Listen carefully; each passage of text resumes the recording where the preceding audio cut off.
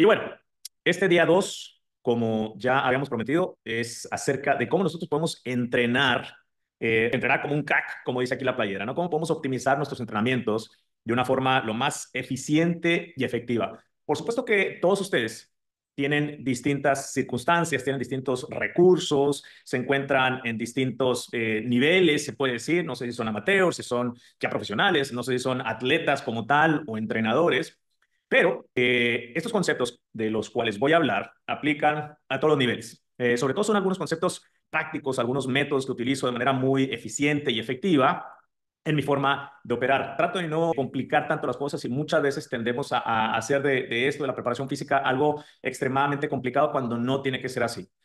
Aquí tengo nada más un breve video para poder explicarles un poquitito más acerca de este tema de la optimización de los entrenamientos.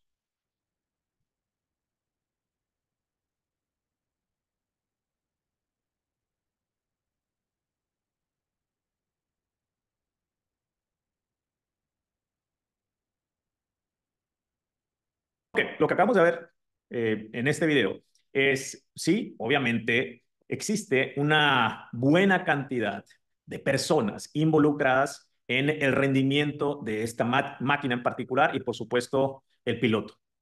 Y esto lo podemos aterrizar, lo podemos llevar a cabo, que no solamente existen múltiples personas involucradas dentro del proceso de alto rendimiento de un atleta, pero también hay múltiples factores que influyen en el rendimiento. Y por supuesto que, como vieron ya ahorita en esta parada de pits, que es cuestión de segundos, que todos tienen que estar bien preparados dentro de cada una de sus trincheras para que la máquina pueda parar inmediatamente y seguir en la carrera. Es una metáfora, si lo quieres llamar de esa manera, a lo que es el alto rendimiento en un atleta. Cuando hablamos de optimizar nuestros entrenamientos, por supuesto que hay que ir perfilando al atleta, es decir, hay que sacar una idea clara o lo más clara posible de dónde se encuentra este atleta, o si eres tú el atleta del que estamos hablando y que no hay alguna persona que te está apoyando, bueno, escucha bien, no pasa nada y aplica para todos los involucrados. Sabemos que tenemos que sacar el perfil de un atleta porque es importante que sepamos de dónde vamos a partir. Si no sabemos a dónde vamos, entonces, ¿cómo sabemos si lo que estamos empleando, el estímulo o en este caso los ejercicios o el contenido de trabajo de día a día, de semana a semana o mes a mes, cómo sabemos si eso nos está ayudando a mejorar? Lo otro, ¿por qué perfilar un atleta? Hay muchas razones que ahorita vamos a platicar. En nuestro caso, en nuestro entorno, si hay un jugador que se lesiona, bueno, no es que si hay un jugador, cuando un jugador se lesiona, o se sobrecarga, tiene un contacto y queda inhabilitado, hay que saber en dónde se encontraba previamente ese jugador para llevarlo a su base, para que posteriormente que lo lancemos de nuevo a la competencia, que no expongamos al jugador de nuevo, que no se encuentre muy por debajo de su perfil y por ende que se encuentre vulnerable a poder incurrir en otra lesión. Y muchas veces no es la lesión en el mismo lugar, puede suceder en otros segmentos o en otros sectores, que por cierto tipo de déficits, esto nos lleva a que el atleta se encuentre vulnerable a una lesión.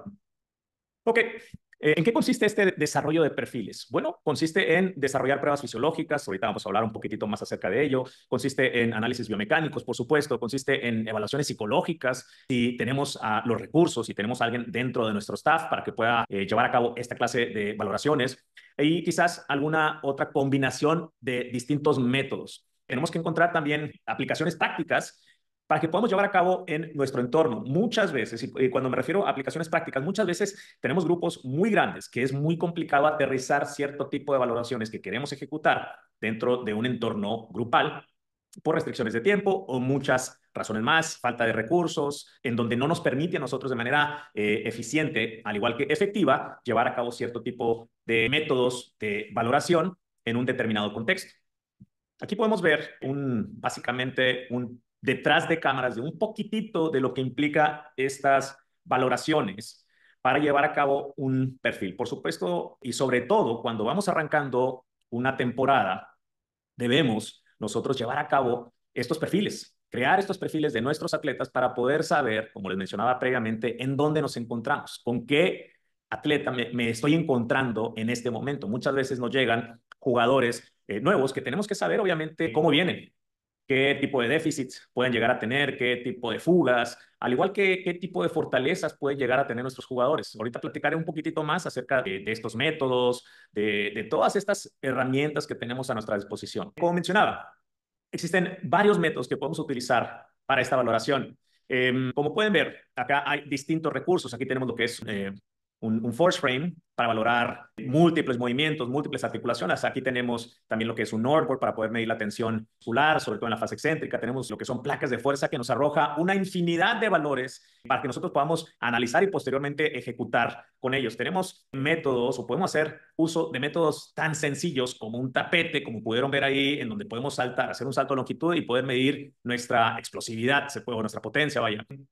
Claro que hay métodos muy, pero muy sofisticados, como hay métodos muy, pero muy sencillos. No todos, por supuesto, tienen a su disposición esta clase de herramientas como encoders, placas de fuerza, GPS, etcétera, etcétera. Pero lo que sí es importante y lo que no es una excusa para nosotros es decir, bueno, a ver, todo bien, todo padre, pero no tenemos la herramienta que tú tienes. Entonces, bueno, ¿cómo le hago yo? Si tienes estos recursos, buenísimo, pero si no los tienes, no lo tenemos que hacer tan complicado. Es tan, ahora sí, tan sencillo que simplemente, como acabas de ver ahorita en una de las exhibiciones, en un video, es sacar una distancia de mi salto de longitud. ¿De dónde me encuentro yo? A ver si puedo encontrar esa pieza acá. ¿De dónde me encuentro yo parado? ¿Y qué tan lejos pude saltar? O lo mismo para un salto vertical. Puedo agarrar un pedazo de lápiz y realizar un salto a contramovimiento y apuntar a dónde fue la altura. Puedo recorrer 1200 metros y en qué tanto tiempo recorrí esos 1200 metros. Y después vuelvo a realizar este mismo test a las 8 semanas y puedo ver si hay una mejora o no hay una mejoría. No hay una excusa, vaya, para no realizar o no llevar a cabo un perfil. Y bueno, como dijo alguna vez Peter Drucker, lo que no se puede medir no se puede controlar. Lo que no se puede controlar, por ende, no se puede gestionar. Lo que no se puede gestionar, entonces no se puede mejorar. Palabras sabias de uno de los padres de la gestión moderna, obviamente aplicada aquí a nuestro contexto del alto rendimiento. ¿Qué hay que considerar para la valoración de nuestro jugador o crear el perfil de nuestros jugadores? Hay que considerar que la edad, hay que considerar el género, que hay que considerar un historial, que tiene que ver, obviamente, si el jugador ha tenido múltiples lesiones previamente, bueno, pues va a tener repercusiones, va a influir en lo que pasa después en tu aplicación de cierto tipo de estímulos. ¿Qué tipo de restricciones puede llegar a tener el jugador o puedas llegar a tener tú? Por supuesto que son consideraciones. El nivel del atleta no es lo mismo. Un atleta de 15 años o un atleta de 35 años, por supuesto que no. Hay que considerar el deporte. ¿Qué deporte estamos practicando? ¿En dónde vamos a emplear el perfil que se está tratando de crear? ¿Qué deporte es el que practica? Fútbol, fútbol americano, tenis, voleibol, la posición que ocupa en este deporte, si es un delantero, si es un portero, si es un mariscal de campo, ¿cuál es la posición? ¿Cuáles son los factores de riesgo propios de la competencia? Sabemos que, sobre todo en el fútbol, el sector número uno que implica un factor de riesgo son los isquiotibiales, la parte posterior del muslo. Entonces, hay que considerar eso, hay que saber que existen esos factores de riesgo para posteriormente crear un cierto tipo de píldora, aunque no es una píldora mágica, pero una dosificación que nos ayuda a nosotros a mitigar el riesgo. El modelo de juego es bien importante, cómo juega el técnico con el que trabajo, si juega de forma muy vertical, si juega de una forma más de posesión, en donde es mucho más elaborado, no son transiciones tan rápidas. ¿Cuáles son las normas de datos? Es decir, dado a una población, en este caso una población de deportistas, vamos a suponer para un jugador de la Liga Premier, ¿cuáles son las distancias que generalmente tiende a cubrir esta población? ¿Cuál es la distancia en high speed running? ¿Cuáles son las distancias en sprint? ¿Cuáles son los valores de datos normativos de CMJ, de IMTP? ¿En dónde debería estar este jugador de acuerdo a esta población? Entonces es importante que sepas para que puedas comparar, por lo menos, y es importante que te compares tú contigo mismo, por supuesto, dónde estoy ahora o dónde estuve y en dónde pienso estar el día de mañana. Pero también estas normas, por supuesto que te dan pautas para saber qué es lo que necesito yo para estar al nivel que demanda la competencia en un determinado contexto. Es decir, que si yo juego en primera división y generalmente en mi posición se cubren entre 10 y 11 kilómetros por partido y si yo tengo la capacidad para cubrir mucho menos que eso, bueno, es una consideración, vaya, que hay que tomar en cuenta para saber qué es lo que me falta para poder mejorar. Otra consideración es los recursos. ¿Con qué tipo de recursos cuento yo para poder trabajar, para poder crear estas valoraciones, para evaluar de una manera adecuada y posteriormente saber desde dónde estoy partiendo? Limitaciones de tiempo. Muchas veces nosotros, en nuestro contexto, no tenemos tanto tiempo para realizar cierto tipo de valoraciones. A veces tenemos algunas horas, a veces tenemos días, dependiendo de la etapa de la temporada, dependiendo de muchos factores. Y bueno, estas son simplemente algunas consideraciones para que nosotros podamos tomar en cuenta al momento de crear un perfil del atleta. Creo que esta va a ser la parte más compleja o confusa, podría ser para algunos. Voy a tratar de no hacerla tan científica, estoy tratando de moderar mi lingo, no porque no tengan la capacidad, por supuesto, y no se enojen conmigo, pero porque tengo distintos tipos de personas que están viendo la presentación. Tengo desde atletas que van arrancando, tengo quizás padres de familia y tengo quizás gente muy experimentada en el tema de la preparación física. Entonces tengo que abordar de la forma lo más sencilla posible para que todos podamos entender. Y cuando hablamos de surfear la curva, nos referimos a lo que es la curva de fuerza-velocidad. Para algunos ya la han visto, algunos la conocen de pe a pa, pero es importante platicar o por lo menos tocar base con esto, porque de esto depende mucho hacia qué dirección necesito navegar.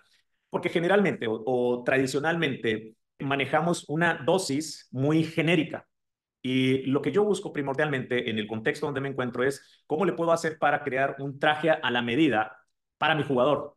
Porque no todos tienen las mismas necesidades, no todos tienen las mismas demandas. Como pudieron ver previamente, el perfil de cada jugador es distinto y tiene que ser distinto por las distintas características, que distintas edades, si hay un historial de lesiones, si hay distintas necesidades que me arroja básicamente lo que fueron las valoraciones. Entonces, si tengo un jugador que necesita más de este lado de la curva, y no sé si puedan ver aquí mi flechita, creo que sí, si necesito más trabajo en este lado de la curva, que es la fuerza, bueno, mi dosificación tiene que ir de acorde a. Entonces, mis estímulos tienen que ser mucho más recurrentes en este lado de la curva para ver una mejoría acá de este lado. Si necesito más estímulo del lado de la velocidad, entonces mis estímulos tienen que tener cierto tipo de contenido que vaya de acorde a mejorar este lado de la velocidad. A ver, Gil, espérame, me estás confundiendo. ¿Cómo? O sea, cuando trabajo la velocidad no mejoro la fuerza, cuando mejoro la fuerza no mejoro la velocidad. ¿Cómo está eso? No necesariamente. Pero cuando ya vas llegando a otro nivel, que son, ahora sí que un sujeto sumamente entrenado, es muy difícil ver mejoras significativas. Por supuesto que si vas arrancando y tienes mucho tiempo sin entrenar y apenas vas adoptando quizás un programa de entrenamiento en forma, entonces sí, vamos a ver mejoras tanto en este lado de la curva como este lado de la curva. Pero tenemos que saber que en esta curva de acá, por eso le llaman surfeando la curva, porque parece como una ola que va en esa misma estructura, pero esta curva existen distintas características o cualidades.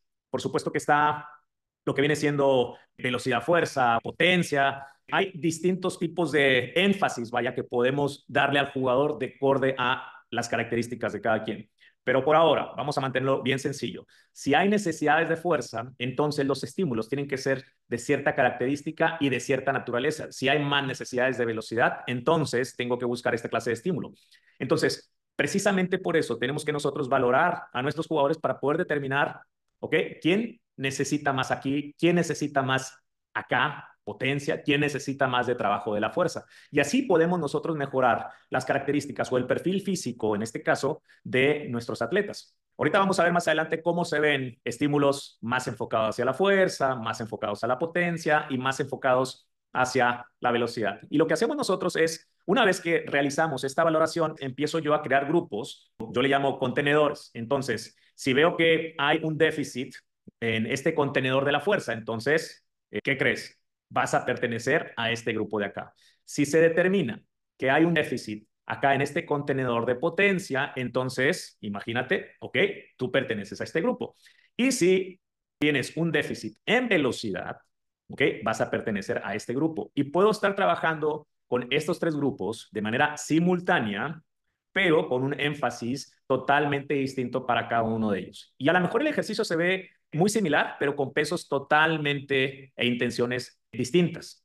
Uno de los conceptos que manejo es lo que se llama una dosis mínima y efectiva. Y este concepto lo adopté de lo que es el mundo de farmacología, en donde implica que cuando nos pasamos de una dosis sugerida, entonces pasamos a entrar a un entorno quizás mucho más tóxico para las células o el organismo.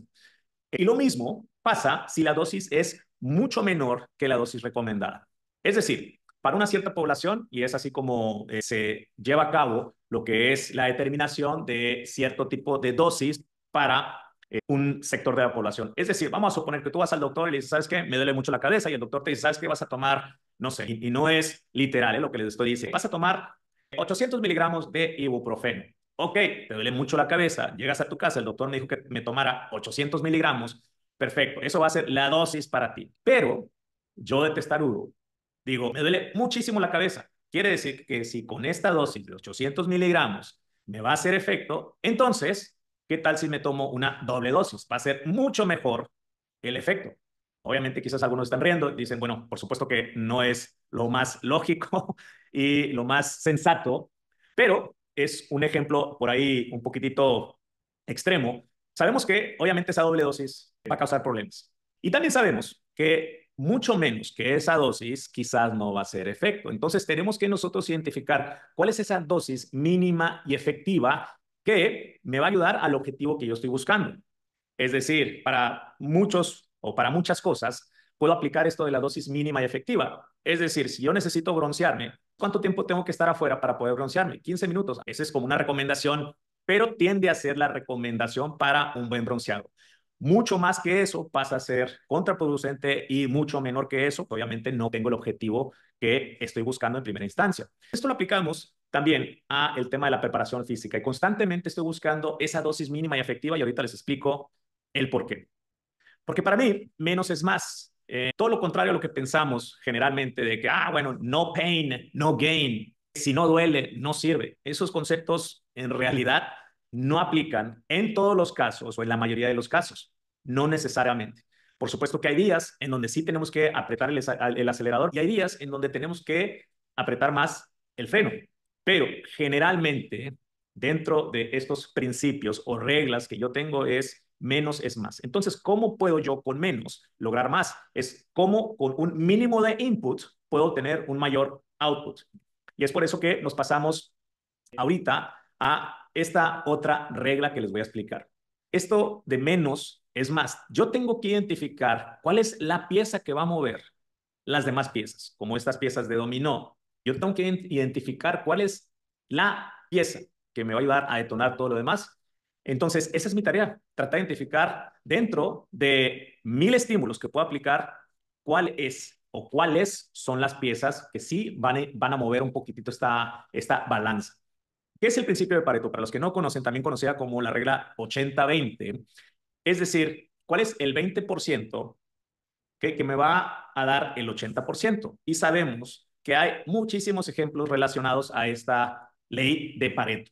Entonces, el 20% de lo que yo hago me da el 80%. Entonces, si yo, de lo contrario, hago el 80% para obtener simplemente el 20% de resultado, no suena lógico lo que estoy buscando. Estoy trabajando de más para obtener lo mínimo.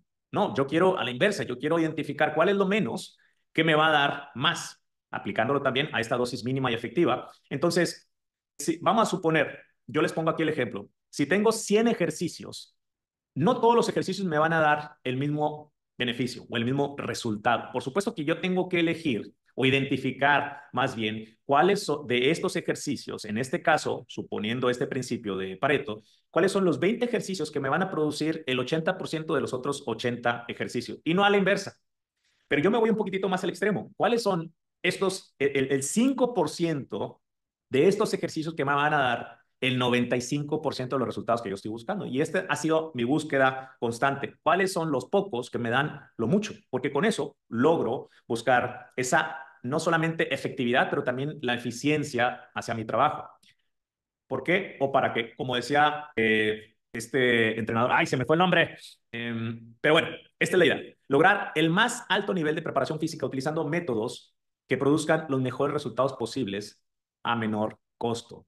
Y lo vuelvo a repetir, lograr el más alto nivel de preparación física utilizando métodos que produzcan los mejores resultados posibles a menor costo.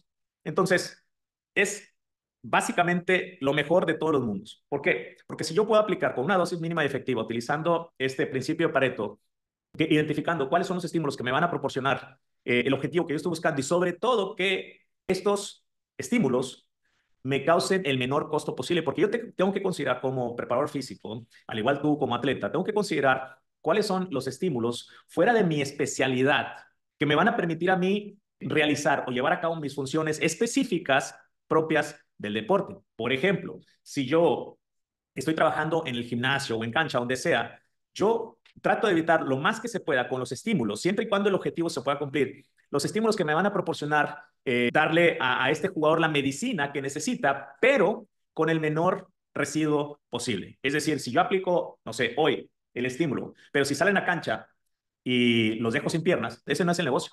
Y sobre todo si el estímulo fue súper, mega, recontra, demasiado elevado o totalmente fuera de para este atleta o para este grupo, y si los dejo adoloridos por 2 o 3 días y el jugador no se puede mover, ese no es el negocio.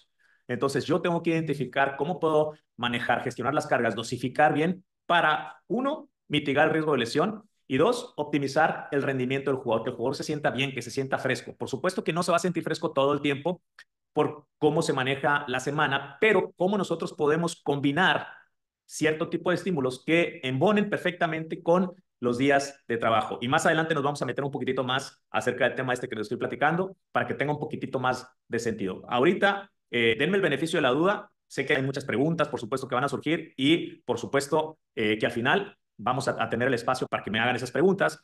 Y sobre todo que vayan apuntando ustedes a medida que estoy hablando, van a ver algunas cosas quizás distintas que no tienen sentido o que no habías escuchado, precisamente por eso están acá. La idea de todo esto, por supuesto, es proporcionar el mayor valor posible que ustedes, terminando estos 3 webinars, que se vayan con herramientas a casa para que las puedan aterrizar, para que las puedan aplicar y, por supuesto, que ayudarles a ustedes a optimizar el rendimiento, que de eso se trata.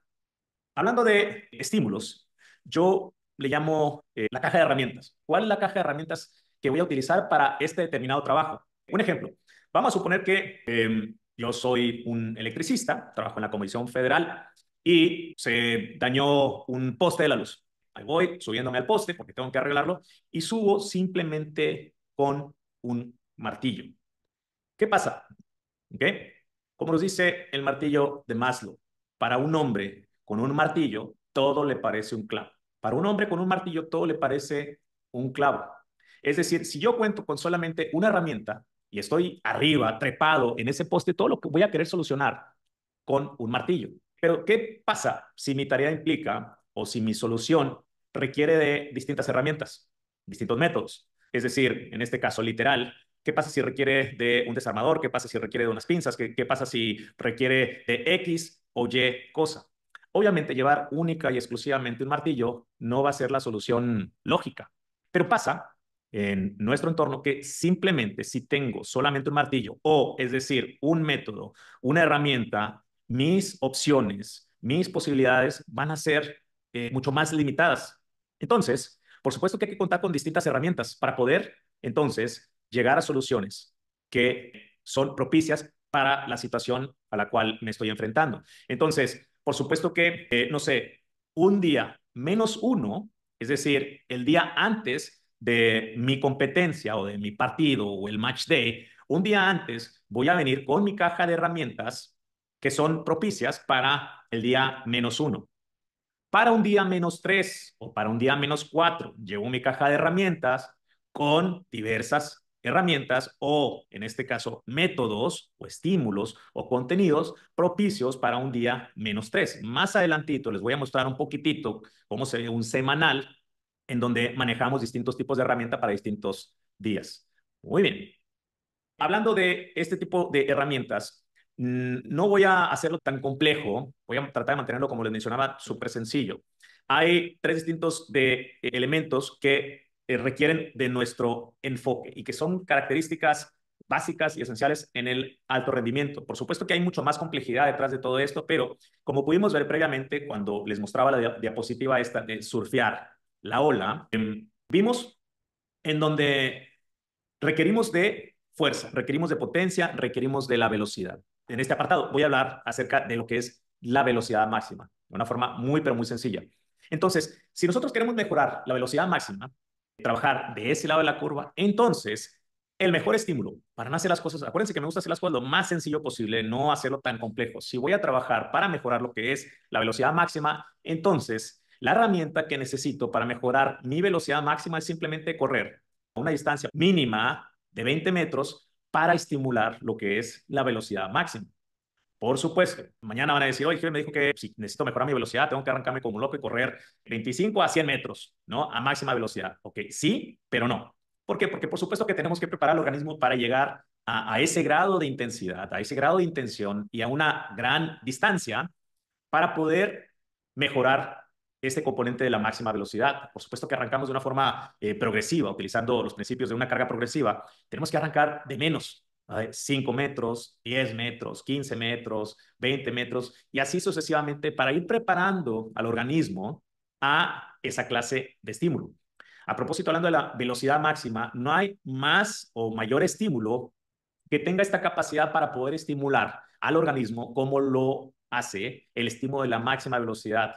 Ni la sentadilla, ni el peso muerto, ni cualquier otro ejercicio que nórdico, ni uno que me pueda mencionar, tiene el grado de estímulo que genera lo que es la máxima velocidad. Y a propósito, que generalmente tenemos, dependiendo las características de cada una de las cualidades, por ejemplo, velocidad máxima, fuerza máxima, resistencia, potencia, cada uno tiene distintos tipos de residuo. Es decir, si dejo de trabajar la resistencia el día de hoy y ya vengo trabajando por un buen periodo de tiempo, puedo tener hasta 30 días sin hacer nada y puedo mantener esa resistencia por ese efecto residuo que tengo aún de lo que ya he trabajado. 30 días para empezar a disminuir esa capacidad, en este caso de resistencia. No quiere decir que voy a tener el 100% de lo que tengo hoy de aquí a 30 días, pero sí puedo mantener ese residuo por mucho tiempo. En el caso de la velocidad máxima, el residuo es solamente una semana. Si yo no logro exponerme, si yo no logro estimular lo que es la velocidad máxima, entonces sí, lo voy a perder. Okay, voy a perder esa capacidad para poder ser veloz.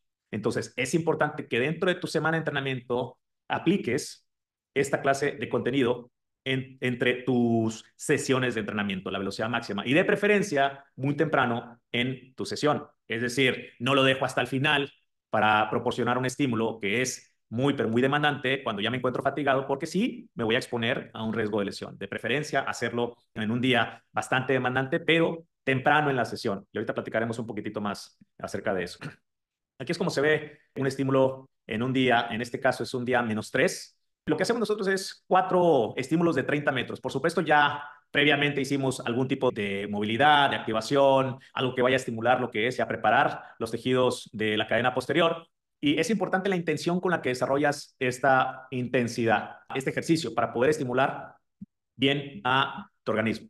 Entonces, es tan sencillo como eso, pero eso sí, la idea es que logremos por lo menos tocar el 90% de mi máxima velocidad. Es decir, que si tu máxima velocidad, perdón, es de 30 kilómetros por hora, tengo que buscar en mis esfuerzos por lo menos tocar el 90% de esa velocidad. Es decir, en este caso, por lo menos tocar 27 kilómetros por hora en a mitad de la semana. Esta es otra forma de trabajar. Sí, no es máxima velocidad, porque acuérdense que para la máxima velocidad necesitamos distancia, que mínimo unos 20 metros para poder a lo mejor alcanzar, rascar un poquitito esa máxima velocidad, que es muy complicado, que sí sugiero mayores distancias, de 30 metros en adelante. Ajá. Pero este es otro factor que podemos y tenemos que considerar, que es lo de la aceleración, sobre todo con trineos, con resistencia. En este caso, lo que estamos haciendo, y como puedes ver ahí, nosotros ya hemos sacado dentro del perfil que habíamos platicado previamente al inicio de nuestra conversación, es importante identificar el perfil para poder nosotros dosificar una carga que nos permita a nosotros darle un traje a la medida a nuestros jugadores. En este caso, este jugador en particular que vemos a primer plano, tiene una carga ad hoc a lo que él necesita para este estímulo de aceleración. Y no me voy a meter mucho a este tema, pero estamos trabajando con lo que se llama el 50% del decremento de la velocidad.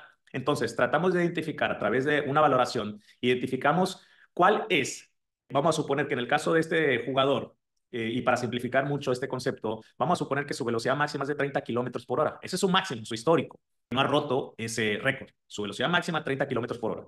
Entonces, necesitamos nosotros identificar una resistencia, ya sea en trineo, ya sea en exergini u otras modalidades, tratar de identificar cuál es la resistencia, considerando también el coeficiente de fricción, que también no voy a meterme mucho a ese tema. El coeficiente de fricción es la fricción que me proporciona esa superficie con ese tipo de implemento, en este caso un trineo. Bueno, ¿cuál es la resistencia o el peso que yo necesito para llevar a cabo una velocidad de 15 kilómetros por hora? Ese es el 50% del decremento de la velocidad, que eso nos va a ayudar mucho, recordando lo que es el perfil de fuerza-velocidad. ¿Cuál es el 50% o la mitad de mi velocidad que voy a llevar a cabo? Que eso me va a proporcionar un estímulo de potencia, me va a exponer a ese estímulo por un lapso mucho mayor o por más tiempo.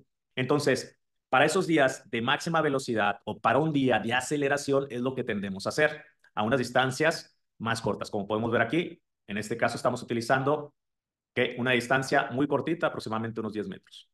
Potencia, este es otro de los contenedores. Acuérdense que generalmente yo le adjudico a nuestros jugadores un grupo, ya sea el grupo, como acabamos de ver, el grupo de la máxima velocidad, el grupo de potencia o el grupo de fuerza máxima. Y como pueden ver aquí, algunos ejemplos de esta clase de estímulo es simplemente aquí, obviamente yo cuento con una barra hexagonal abierta, se llama una barra kabuki, que me permite a mí, con menos peso, no estamos hablando del peso máximo, realizar un cierto tipo de impulso que me permita llegar a mí a tocar ese estímulo de potencia. Y también no me voy a meter mucho a saber cómo saber si estoy tocando lo que es ese estímulo de potencia.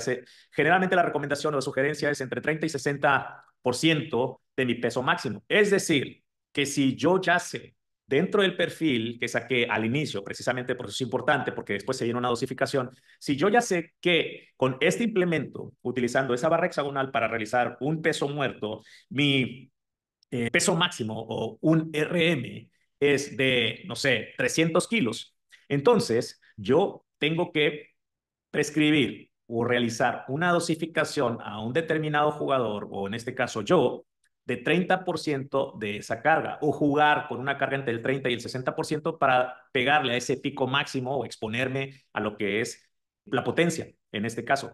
Más adelante van ustedes a ver un poquitito de esta tecnología que utilizamos también como encoders, acelerómetros, para poder determinar si estoy en este pico de potencia, si estoy en este pico de fuerza máxima, o así sucesivamente, para poder ser mucho más preciso y meticuloso con las cargas, por así decirlo.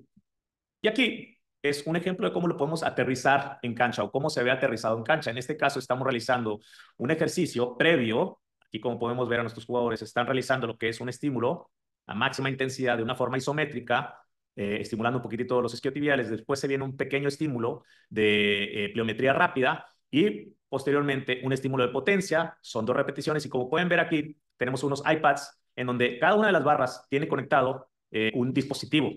En un dispositivo, nosotros utilizamos lo que es la marca Output Sports para poder ver en tiempo real y que el jugador mismo tenga el feedback y saber si está pegándole al peso adecuado. Y aquí hay distintos pesos, pero hay distintos pesos en donde ya cada quien en su grupo tiene sus respectivas cargas, quizás no como un traje a la medida, pero sí lo más cercano posible.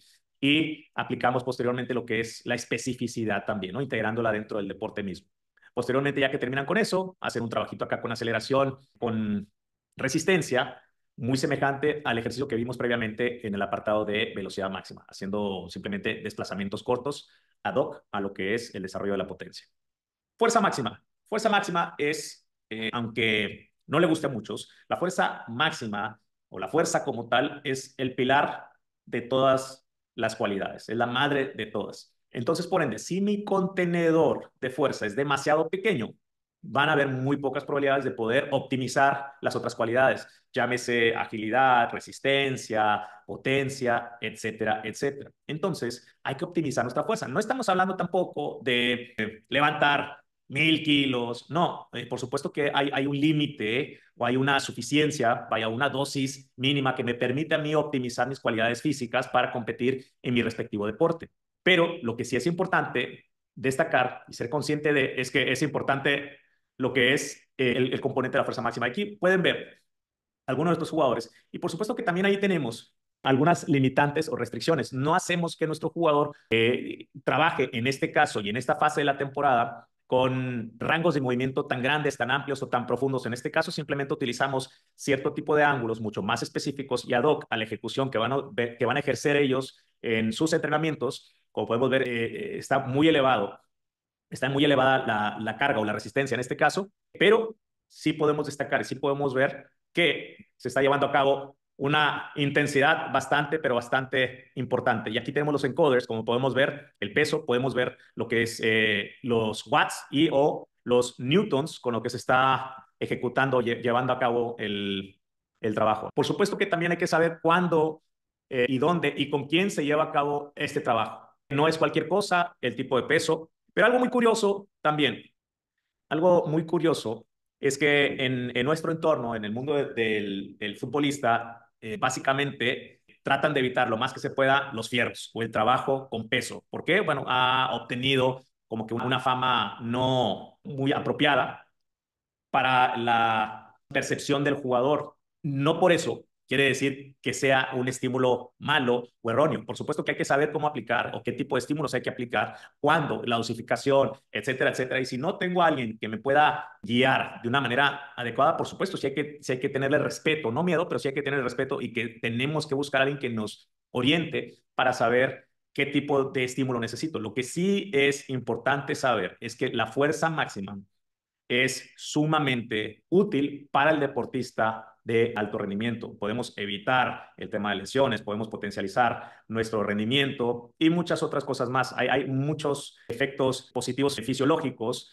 que se llevan a cabo con esta clase de estímulo. Por supuesto que hay muchísimos estímulos, hay muchas formas, no solamente a través de esta clase de trabajo, como pudieron ver ustedes, pero podemos hacer a través de trabajos isométricos, manteniendo una tensión máxima ante una resistencia inamovible, llevar a cabo esta clase de intensidad tan elevada y con poco y nada de residuo. Es decir, con este peso de acá, aunque se ve mucho, aunque se ve que el jugador pueda llegar a cargarse y no poder entrenar posterior a eso, o los días siguientes, nada de eso, porque el tiempo bajo tensión es sumamente bajo y no implica un mayor residuo posible que vaya a inhabilitar a nuestro jugador. Obviamente no de la noche a la mañana sucede esto se tiene que trabajar, esto lleva tiempo, ajá, y por supuesto que también la educación al jugador para que se sientan cómodos y tranquilos de poder ejecutar dichos ejercicios con un peso de esta naturaleza. Cuando muestro esa diapositiva, muchos así como que les da miedo se ponen a llorar.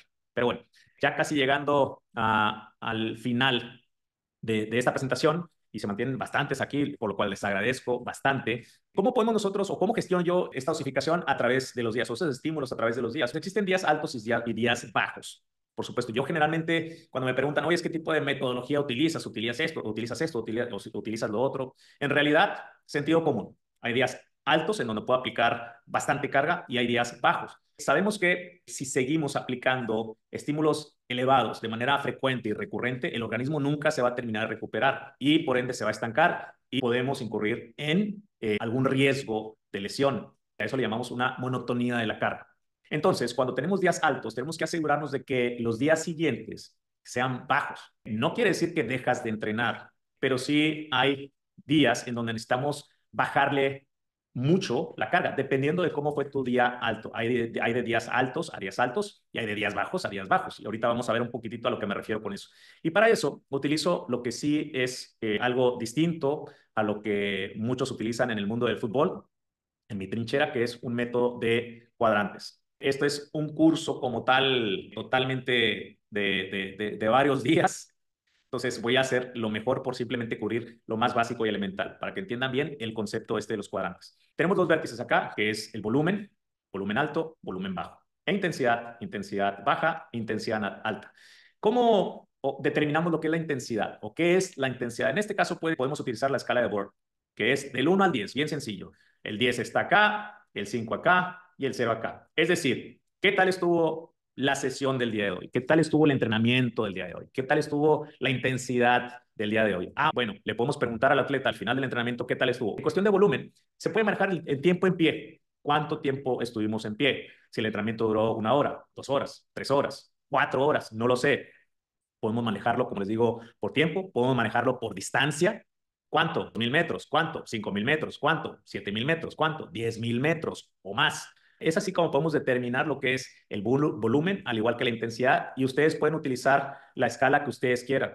Y mucho de esto es sentido común. Pero bueno, siendo un poquito más específico, aquí tenemos lo que es el cuadrante 1, cuadrante 2, cuadrante 3 y cuadrante 4, perdón. Estas son las características de estos cuadrantes. Cuadrante 1, bajo volumen y bajo en intensidad. Cuadrante 2, alto en volumen y baja en intensidad. Cuadrante 3, bajo en volumen, alto en intensidad. Y cuadrante 4, alto volumen y alto en intensidad.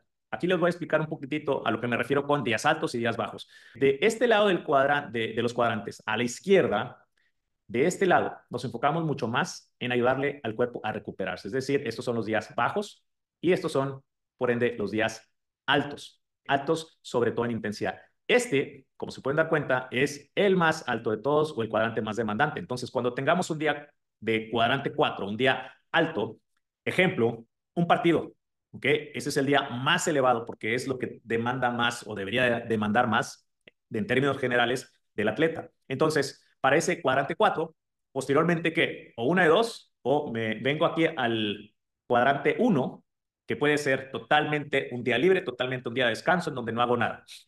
O puede ser un cuadrante 2, es decir, que la intensidad sigue siendo baja, le agregamos volumen, que con muy poca carga mecánica, es decir, puedo hacer muchos movimientos de movilidad dinámica, inclusive yoga, puedo meterme a la piscina, puedo realizar trabajos en bicicleta, remadora, ajá, y podemos seguir trabajando y recuperando. No quiere decir que acá, en este día de cuadrante 1, que no hagamos nada, ¿sí? Pero es de baja intensidad y bajo volumen. Entonces, vamos así nosotros manipulando un poquitito la carga. De cuadrante 4, entonces me paso a 1, después 2 y después 3. Cuadrante 1 me puedo ir al 2, al 3 y después al 4. En este cuadrante 3 podemos realizar trabajos enfocados meramente en la potencia, trabajos enfocados meramente a la fuerza, al igual que la velocidad. No quiere decir que no exista por ahí un intermedio entre distintos tipos de cargas. No pasa absolutamente nada. Como les decía previamente, hay de días de cuadrante 4 a cuadrante 4. Es decir, por supuesto que un partido de máxima intensidad me va a demandar lo más posible en la competencia. Pero puedo tener un día de carga elevada, es decir, para nosotros a mitad de semana, 3 días alejado de la competencia, un match day -3, puedo tener un día de 44, generando básicamente lo que es un simulacro o un microcosmos de lo que es la competencia real, pero no deja de ser un estímulo de cuadrante 4. Entonces, si no tienes a alguien a tu lado, un coach, un entrenador, algún guía, tú como atleta, sentido común, tuve un partido hoy, mañana no voy a matarme otra vez y meterle pierna y fuerza y velocidad y todo eso. No. Entonces, después de un día de 44, vamos a suponer que fin de semana tuve un partido el sábado, entonces el domingo, ya sea o me tomo el día o hago un trabajo muy, pero muy light, tipo cuadrante 1, el lunes arranco con un cuadrante 2, el martes empiezo con una intensidad un poquitito más elevada, pero corta todavía, y posteriormente el miércoles puedo elevar otra vez la carga, y así sucesivamente. Después del miércoles bajo al 2, después jueves, después viernes voy al 3, suponiendo que el sábado tengo un partido que es el cuadrante 4. Muy sencillo de esa manera. Aquí es como pueden ver ustedes más o menos una semana de trabajo, cómo se ve o cómo desarrollo yo esta semana de trabajo. Aquí pueden ver arriba, es como clasifico un poquitito o codifico estos cuadrantes. Aquí vemos una sesión de cuadrante 2, como pueden ver C2. Aquí tengo uno de C4, después un C3 y después C4, como vemos que es el día de la competencia. Como pueden ver aquí, el C4 que tengo acá es 3 días alejado de la competencia. Y aquí doy un pequeño estímulo al jugador de potencia, de rapidez, para que se encuentre listo para el día más importante, que es la competencia. Posteriormente, aquí, como pueden ver, tuvimos un día de descanso y después tuvimos un día con características de cuadrante 2 en un match day +2. Y así es como más o menos tenemos como que una bitácora en donde tenemos todo, absolutamente todo grabado y dentro de lo que es una semana de trabajo.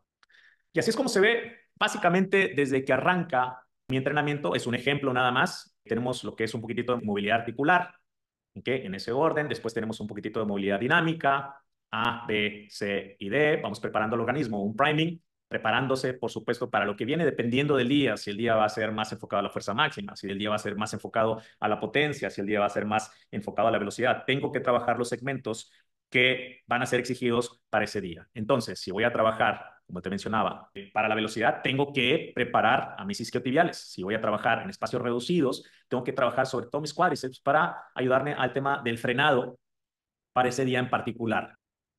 Y bueno, aquí tenemos nada más un preview de lo que pueden ver de estos ejercicios. Por supuesto que cada uno de estos ejercicios también tiene sus componentes específicos y más adelante podemos platicar un poquitito de cómo es que gestiono yo quizás este estímulo porque es el A, este porque es el B, este porque es el C y así sucesivamente. Generalmente tengo lo que es un estímulo primario, después secundario y algunos estímulos auxiliares. Y generalmente el estímulo primario es un trabajo compuesto o multiarticular, en este caso, no necesariamente aplica para un trabajo como una sentadilla o un peso muerto, pero por lo menos trato de mantener ese orden de más a menos en mis trabajos. Y esos ejercicios son básicamente lo que son auxiliares o accesorios que apoyan a la demás parte de la estructura.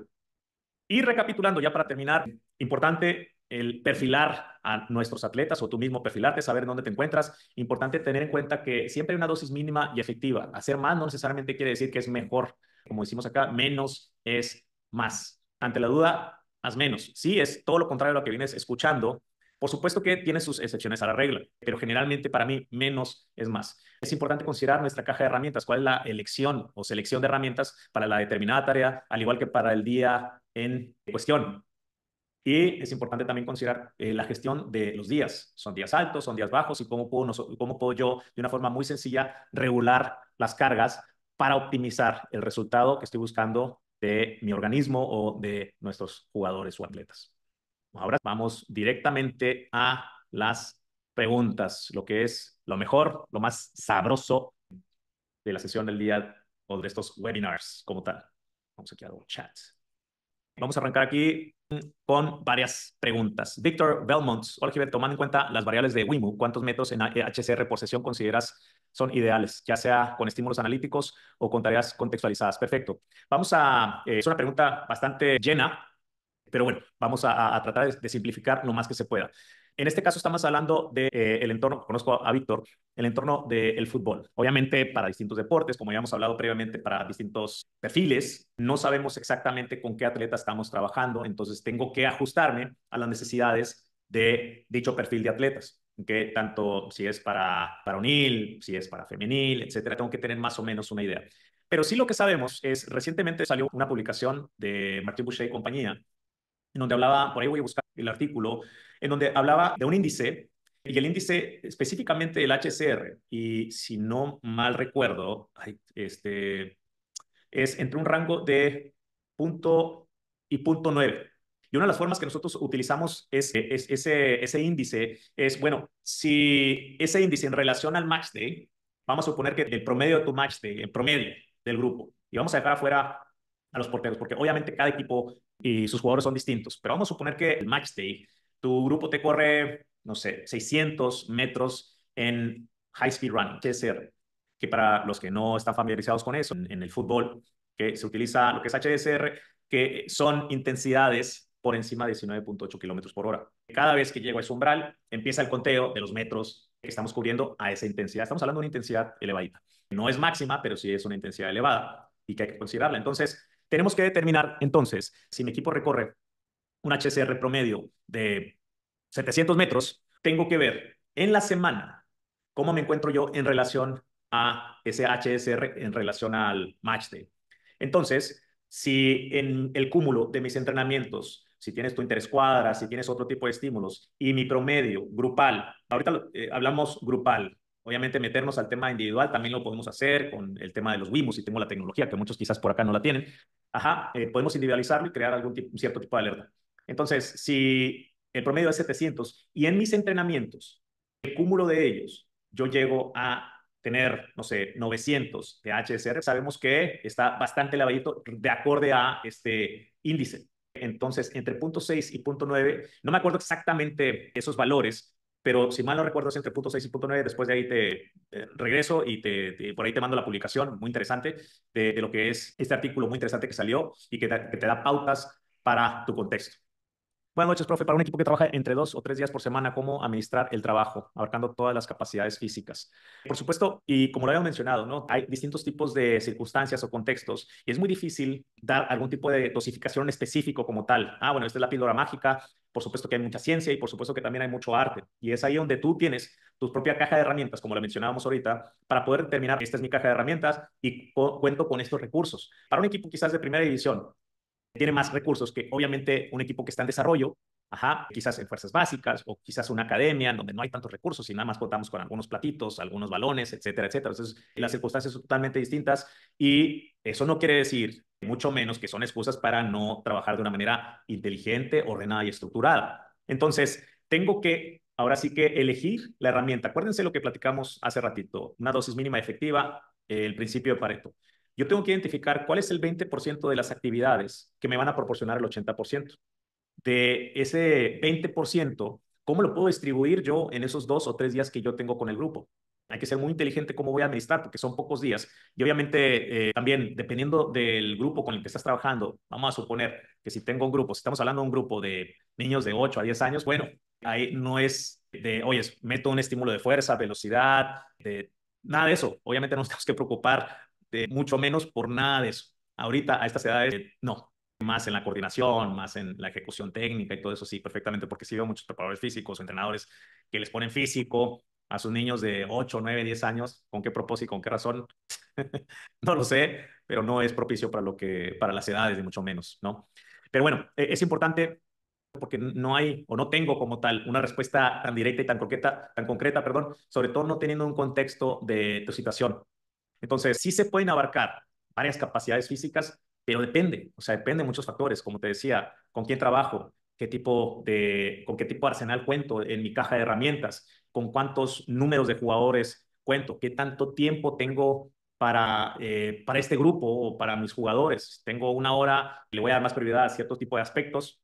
Ajá, entonces hay muchas incógnitas que para mí no, me es muy difícil darte algún tipo de sugerencia o recomendación. Gracias, quiero una consulta. ¿Tomas algún biomarcador en el fútbol en relación a lo expuesto sobre cada día? Por ejemplo, cortisol, CPK, etcétera, etcétera. Mira, un biomarcador excelente y que a lo mejor lo pasamos muy por alto, pero sí a veces es complicado porque tiende a ser un poquitito invasivo para el jugador y que lo ideal sería que todos tuviesen esto a la disposición. Sé que hay aplicaciones que te pueden ayudar con eso, no es lo más fiable, se puede decir, pero lo que es la variabilidad cardíaca. Y mañana voy a hablar un poquitito más acerca de lo que son las bandas de Whoop, que en este caso Whoop no me paga ni nada, pero tienen un excelente producto que nos ayuda a nosotros a monitorear a nuestros jugadores. Entonces, yo lo que hacía en equipos pasados, sobre todo en pandemia, varios de nuestros jugadores tenían sus bandas y yo podía gestionar el tipo de carga que estaban llevando a cabo, cómo estaban asimilando la carga. Y era perfecto porque podíamos ver lo que es la variabilidad cardíaca, que me da pautas para ver cómo está el organismo, en el caso particular de nuestros jugadores, cómo están asimilando esa carga, si se están recuperando, si les está costando trabajo o si su readiness o si se encuentran listos para otra carga. Vaya. Entonces, eso sí es importante para nosotros. No los pinchamos a nuestros jugadores a diario porque también tiende a ser, uno, si es invasivo, hay muchas trabas, vaya, en cuestión de logística y demás para llevar a cabo eso. Entonces, sí hay otras formas, en este caso para mí, el caso el tema de la variabilidad cardíaca, también existe un anillo, no lo traigo puesto hoy, pero es un anillo Oura, que también nos da mucha, pero mucha información en donde el jugador te puede dar un acceso y vemos hoy en día muchos jugadores que sí ya te traen sus wearables, en donde traen su bandita, traen su anillo y podemos nos extraer información valiosa de ellos. Lo que hago es algo muy sencillo, inclusive a estos niveles, es básicamente un cuestionario de bienestar, porque también te da pauta cómo viene el grupo en colectivo. Y son una serie de preguntas muy sencillas. Tengo un formulario en Google Forms, por ahí bien sencillo, una encuesta. O sea, cuando llegan, tienen un iPad, ¿quién eres?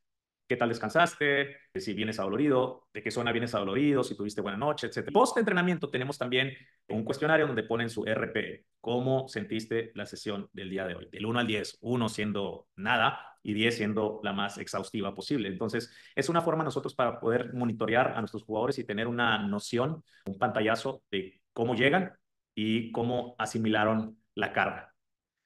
José Ramón Hernández pregunta, Gilbert, ¿cuántas horas son las ideales después de un partido para volver a realizar un cuadrante 4? Gracias.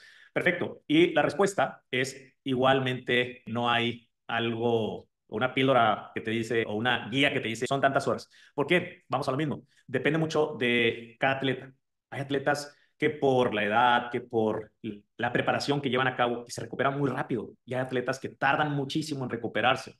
Entonces, Precisamente lo que platicaba previamente, la bandita esta nos ayuda mucho a ver cómo está el organismo. Por supuesto que sabemos que a las 48 horas es muy difícil que vaya a estar completamente recuperado el jugador. Dependiendo del deporte, por supuesto, hay distintos tipos de exigencia, que ya a los 2 días, por supuesto que algunos se recuperan mucho más rápido que otros. Generalmente son 72 horas.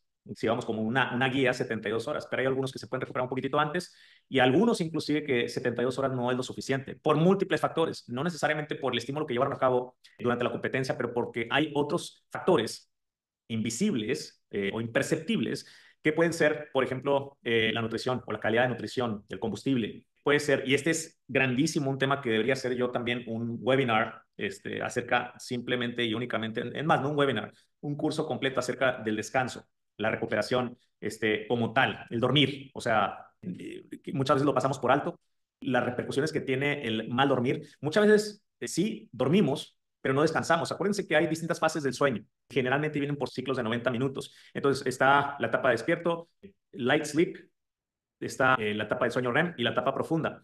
Hay distintos tipos de etapas para distintos tipos de objetivos. La etapa del sueño profundo es un sueño reparador del organismo. La etapa del sueño REM también es reparador, pero muchas veces esa fase del sueño REM nos va a ayudar mucho a procesar la información que está viniendo a mí en el día a día, suponiendo cierto tipo de estímulo en específico de algún aspecto técnico, de alguna ejecución. Esa fase nos va a ayudar mucho a procesar, a memorizar, a mantener y absorber esa clase de información a través de esa fase del sueño. Entonces, hay muchos factores que pueden mermar el proceso de recuperación, en pocas palabras, de nuestros jugadores. Entonces, es el monitoreo a través de pequeños formularios muy sencillos. Inclusive no tiene que ser a través de una aplicación. Es, hey, ¿qué tal? ¿Cómo vienes hoy?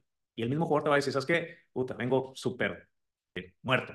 Si trabajo con un jugador joven, muchas veces el jugador en su entorno inmediato no tiene las condiciones propicias para optimizar su recuperación. Entonces tenemos que jugar con eso. O inclusive que el jugador a lo mejor va a la escuela, está mal comido, está mal dormido y después tiene que venir a entrenar. Imagínate toda esa circunstancia. Entonces sí tenemos que ayudar a blindar a nuestro jugador, entre comillas, a educarlo, a hacerlo más consciente de todo esto que es importantísimo. Y por eso por esta razón, una de las primeras diapositivas en donde mostraba yo el coche de Fórmula 1 que para a los pits y que hay muchas personas que están trabajando detrás de cámara y eso es básicamente un microcosmos o un reflejo claro de lo que pasa internamente con nosotros, que hay múltiples factores que están funcionando dentro de nosotros para el tema de optimización, el tema de la recuperación, muchos procesos fisiológicos, hormonales que se están llevando a cabo para que el coche funcione en óptimas condiciones. Pero son muchas variables. Tengo que ver de mi descanso, tengo que ver de mi estímulo, tengo que ver de mi cuestión mental, emocional. O sea, son muchas cosas que hay que buscar optimizar para que se dé el óptimo rendimiento, que se dé el óptimo descanso, etcétera, etcétera. Ricardo nos menciona acá, hola profe, yo solo quiero que sepan que soy tu alumno desde el 2018 y tu forma de entrenamiento es muy efectiva. Físicamente me encuentro muy bien, al igual que anímicamente. Perfecto, Ricardo, muchas gracias. Me dice Maguel que si hay algún tipo de libro de preferencia en español que recomiende para fortalecer lo que nos expuso. Bueno, lo que pasa es que la mayoría de la lectura que llevo a cabo es en English y hay un libro muy bueno de Daniel Volk precisamente que habla de los cuadrantes. Lo sugiero y hay aplicaciones que ya nos, inclusive le tomamos una foto y nos puede traducir, creo que es la mejor forma porque es el mejor libro, que no hay un libro actualmente que hable acerca del sistema de los cuadrantes. De Daniel Volk, es de hecho entrenador de preparador físico de los Pelícanos de Nueva Orleans, de la NBA. Dice, hola Cristian, hola, soy Cristian, perdón, he notado que aquí en México la pretemporada del fútbol, la mayoría de los equipos es de 3 a 4 semanas, cuando los cambios fisiológicos se comienzan a presentar hasta la quinta semana, quinta, sexta semana, correcto, realmente se cumplen con los objetivos y por qué lo manejan de esa manera, como dato de un preparador físico, no con el equipo, pero es de otro país, donde basa su pretemporada en entrenamientos de atletismo. Sí, hay muchas formas, hay muchos métodos y por supuesto que para que se den cierto tipo de adaptaciones, hay un proceso, hay fases y depende también el deporte. Yo por eso hablo mucho de la importancia de la microdosificación. ¿Y qué es la microdosificación?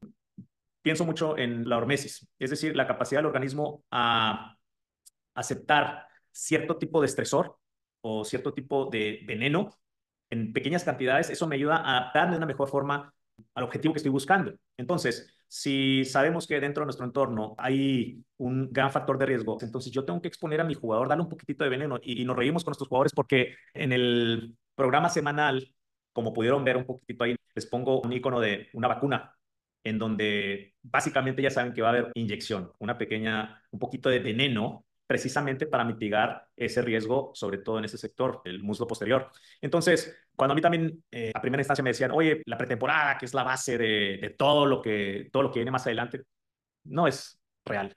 Si arrancas con cierto tipo de base, pero en 10 días son muchos estímulos que tienden a implementarse porque creemos que abarcando tantos estímulos en un espacio tan corto, porque no va a haber mucho tiempo más adelante, que es lo mejor, quizás sea una receta para el desastre.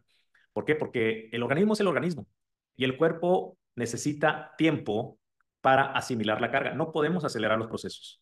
Ajá. Y estando de acuerdo contigo, Cristian, sí necesita el organismo tiempo, pero muchas veces, desafortunadamente, sobre todo en nuestro entorno, necesitamos resultados, o sea, dependemos de resultados. Hablando en primera división, por supuesto, yo no le puedo decir al técnico, oye, ¿sabes qué? Dame de 5 a 6 semanas para que el equipo esté a punto. Me va a decir, oye, next, el que sigue. Por supuesto que no, pero sí lo que puedo hacer es ir aplicando pequeñas dosis, microdosis, en donde puedo, en los calentamientos, puedo aplicar una pequeña inyección ciertos días, quizás a lo mejor no con todo el grupo, pero con un grupo sí puedo compensar cierto tipo de aspectos. Con un jugador en particular que le hace falta más trabajo de esto, sí puedo ir adecuándolo. Y por supuesto que precisamente por eso es importante tener o crear perfiles de nuestros atletas para saber exactamente dónde estamos parados, para saber exactamente de dónde necesitamos empezar a trabajar para darle a nuestros atletas las herramientas que necesita, primero que nada, para sobrevivir la competencia, la base.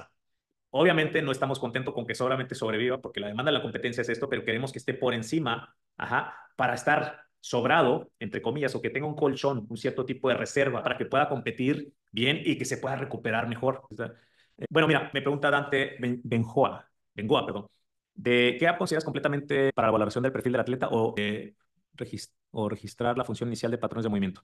Es que hay distintas apps, y he utilizado una infinidad de distintas apps y te puedo decir perfectamente, dependiendo también de qué contexto. Obviamente, si yo tengo acceso a cierto tipo de recursos. Me ha tocado utilizar, no sé, la plataforma de Valve Performance. Y es una plataforma robusta en donde tiene la capacidad para poder distintos tipos de perfiles para la velocidad máxima, para saltos, con placas de fuerza, con el Nordboard. Es muy completa, que no tiene todo, pero sí tiene muchas cosas. O puede ser algo mucho más sencillo, a lo mejor menos tecnología y menos costo, muy accesible, lo de Output Sports, que es una empresa, si mal no recuerdo, irlandesa, que tiene sus encoders, son unos sensores así súper pequeñitos y puedes viajar con ellos para todos lados y que te arrojan muchísimas cosas. O sea, puedes hacer mucho lo que hace Valve, obviamente con menos información, pero sí te hace el trabajo y sobre todo yo viajo con ellos, como estamos en mucho movimiento y los dispositivos de Valve Performance, por supuesto que son muy robustos y son para estar más fijos en algún lugar. Tiene sus versiones más light, por supuesto, ¿no? Pero con lo de Output Sport, agarro una maleta y viajo con ellos y puedo trabajar con grandes grupos de una manera muy práctica, son muy versátiles. Para hacer un buen perfil de un velocity profile para lo que es el tema de la velocidad, como mencionaba previamente, podemos utilizar una aplicación también muy sencilla que se llama MySprint. MySprint, MY Sprint. También es bien fácil. Simplemente pones tu iPhone a grabar el video, se arroja un análisis, te genera el Slow Velocity Profile para que puedas clasificar posteriormente cuál es la resistencia necesaria para encontrar el 50% del decremento de la velocidad, pero creo que ya me estoy metiendo a cosas muy profundas. Eso es un tema un poquitito más para abarcar en otro contexto. Actualmente trabajo para el club Xelajú MC de Guatemala en la categoría sub-20. Mis evaluaciones de control son las siguientes por falta de materia tecnológica. Yo test de intermitencia, salto vertical y horizontal, velocidad de 30 metros, carrera pendular 150 metros, su porcentaje de muscular. ¿Alguna otra que me recomiendes? Escribe. Mira, en cuestión del yo test, yo prefiero lo que es el 30-15 del Intermittent Fitness Test de Martin Boucher. Y de ahí puedo sacar lo que es la velocidad aeróbica máxima. Y con la velocidad aeróbica máxima también puedo utilizar lo que es la velocidad máxima para posteriormente identificar cuál es la reserva de velocidad anaeróbica. Y eso me permite a mí crearle un perfil o un traje a la medida para nuestro jugador, porque, por ejemplo, del yo-yo test sí voy a obtener lo que es ese perfil de resistencia, ¿no? Que estoy buscando de nuestro jugador. Pero hay que acordarnos que cada jugador en particular, claro que tiene su capacidad aeróbica o anaeróbica distinta, pero también se nos olvida el perfil de velocidad máxima. Entonces, si yo dosifico, de acuerdo a este yoyote, si yo dosifico un cierto tipo de, ahora sí que distancia, vamos a suponer que yo estoy utilizando lo que es un intermitente de 15 segundos por 15 segundos, 15 segundos de trabajo por 15 segundos de recuperación por 6 bloques. Entonces, esos 15 segundos yo tengo que identificar la distancia. Vamos a suponer que es una distancia de, no sé, de 60 metros. Bueno, para un jugador que tiene mayor resistencia, pero menos velocidad, quizás esa distancia va a ser adecuada. Para el jugador B o el atleta B, que tiene la misma resistencia, pero tiene un techo o una reserva de velocidad máxima más elevada. Vamos a suponer que el sujeto A tiene su velocidad máxima de 30 kilómetros por hora y el sujeto B, su velocidad máxima es de 35 kilómetros por hora. O sea, tiene una reserva mucho más elevada de 5 kilómetros por hora. Entonces, para este jugador, esa distancia de 60 metros, en esos 15 segundos va a estar mucho más sobrado que el otro que tiene o que sacó el mismo resultado en la prueba de yoyo. Esa velocidad aeróbica máxima quizás es igual, pero la distinción aquí es que si no considero lo que es la velocidad máxima para nuestra ocasión, para nuestra ecuación, para calcular bien lo que es esta reserva de velocidad anaeróbica, entonces eso me va a limitar a mí o no va a obtener el sujeto B o el atleta B el mejor estímulo posible, en este caso para él. No sé si me expliqué. Muy bien, les agradezco mucho una vez más por este tiempo, les agradezco en este día 2. Nos vamos a estar viendo mañana para el día de recovery. No se les olvide también recomendar y sugerirle por allá a sus colegas, amigos, asociados. Y bueno, entre más podemos abarcar, mucho mejor. Muchas gracias.